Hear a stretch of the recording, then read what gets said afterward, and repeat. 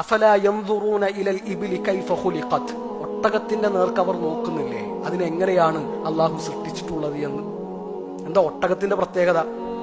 അത് നമ്മൾ വേറെ തന്നെ പഠിക്കേണ്ട ഒരു വിഷയമാണ്. ഒട്ടകത്തിന്റെ സൃഷ്ടിപ്പ് നമ്മൾ ശരിക്കും പഠിക്കേണ്ട ഒരു വിഷയമാണ്. ഒട്ടകം സഞ്ചരിക്കുന്നത് മരുഭൂമിയിലൂടെയാണ്. ആ മരുഭൂമിയിലൂടെ സഞ്ചരിക്കാനുള്ള എല്ലാ സംവിധാനങ്ങളും അള്ളാഹു ഒട്ടകത്തിൽ ഏർപ്പെടുത്തിയിട്ടുണ്ട്. ഒട്ടകത്തിന്റെ കണ്ണുകൾ, മരുഭൂമിയിൽ അടിക്കടി മണൽക്കാറ്റുണ്ടാകും, മണ്ണ് കണ്ണിലേക്ക് കയറി പോകാതിരിക്കാൻ ഒട്ടകത്തിന് ഒരു പ്രത്യേക കൺപോളയുണ്ട്.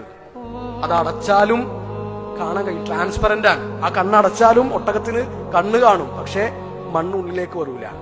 അതിന്റെ മൂക്ക് ഒട്ടകം വിചാരിക്കുമ്പോൾ അതിന്റെ ദോരം അടക്കാനും തുറക്കാനും കഴിയും. ഒട്ടകത്തിന്റെ ചെവി, ഒട്ടകത്തിന്റെ കാലുകൾ, ഒട്ടകത്തിന്റെ പൂഞ്ഞ, വെള്ളം സ്റ്റോർ ചെയ്ത് വെക്കാനുള്ള സെറ്റപ്പ്, ഇതൊക്കെ ആരാണ് ഒരുക്കി കൊടുത്തത്? അഫലാ യൻദുറൂന ഇലൽ ഇബ്ലി കൈഫ ഖുലിഖത്, ആ ഒട്ടകത്തിലേക്ക് നിങ്ങൾ നോക്കുന്നില്ല?